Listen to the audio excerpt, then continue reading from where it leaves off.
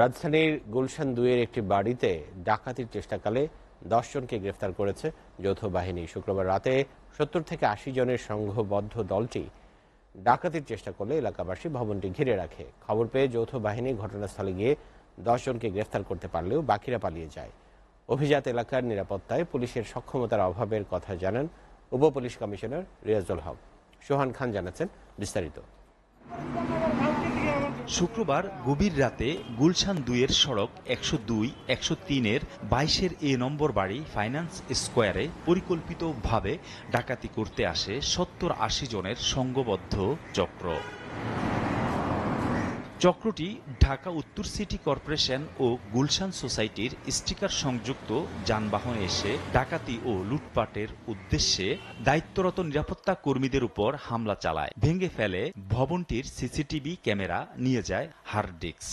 দড়ি আমার ২-৩টা ঘুষি দিয়েছে জায়গাটায়। ঘুষি দেওয়ার পর আমার মোবাইল টোবাইল লেগে গেছে, নিয়ে একের ডাককে উপরে নিয়ে বাঁধছে। যখন বাইরে বাড়াইছি তাদের দাওয়াত দিতে, তখন তারাই পিছন থেকে অ্যাটাক করছে। সব হাত পিছনে বাইন্ধা নিছে, তারপরে মুখে টেপ দিয়ে দিছে। না, তারা আসছে গাড়ি দিয়ে, হাইস গাড়ি আসছে, মোটরসাইকেল নিয়ে আসছে। ডাকাতির খবরে এলাকাবাসী জড়ো হয়ে ভবনটি ঘিরে রাখে। কিছুক্ষণের মধ্যে খবর পেয়ে ঘটনাস্থলে আসে যৌথ বাহিনী। যৌথ বাহিনীর আসার খবরে অন্যরা পালিয়ে গেলেও ধরা পড়ে ১০ ডাকাত। তাদের গুলশান থানায় সোপর্দ করলে মামলার পর আদালতে পাঠায় পুলিশ। নগরীর অভিজাত এলাকায় ডাকাতির চেষ্টার ঘটনায় নিরাপত্তার ঘাটতি নিয়ে প্রশ্ন উঠেছে। এ বিষয়ে গুলশান থানার ভারপ্রাপ্ত কর্মকর্তা তৌহিদ আহমেদের প্রতিক্রিয়া জানতে চাইলে সময় ক্ষেপণ করলেও কোনো মতামত দেননি তিনি। তবে গুলশান বিভাগের উপপুলিশ কমিশনার নিরাপত্তায় ঘাটতির কথা স্বীকার করে বলেন, পরিস্থিতি উত্তরণে আরও সময় প্রয়োজন। কিছু ভাঙচুর করছে, এর মধ্যে জনগণ আইসা ওদের ধরে ফেলছে। সাথে সাথে পুলিশ গেছে, পুলিশ গিয়ে ওদের ১০ জনকে পাইছে, বাকিরা পালাইছে। এই ১০ জনকে না আজকে মামলা করছে। তো একটা ভালনারেবল সিচুয়েশন চলতেছে। এটা টুকটাক একটা দুইটা বিক্ষিপ্ত অবস্থা হইতে পারে, এমন না যে প্রতিদিন হচ্ছে তা না। যখন পুলিশ জন ফুল পাওয়ারে ছিল তখন এরকম দু একটা বিচ্ছিন্ন ঘটনা। তাহলে নিরাপত্তায় কোনো ঘাটতি নাই আপনি বলতে চাচ্ছেন?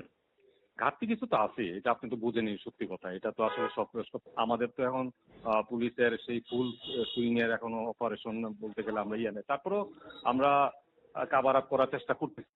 এই ঘাটতিটা কাটিয়ে উঠতে কতদিন সময় লাগতে পারে? এটা হয়ে যাবে ভেরি ভেরি সুন। ৫ আগস্ট ছাত্র জনতার অভ্যুত্থানের পর অবৈধ অস্ত্র উদ্ধারে যৌথ বাহিনীর অভিযান চলমান থাকাকালে অভিজাত এলাকা গুলশানে সংঘবদ্ধ ডাকাতির চেষ্টায় নিজেদের নিরাপত্তা নিয়ে আশঙ্কার কথা জানান স্থানীয়রা। সোহান খান, এসএটিভি, ঢাকা।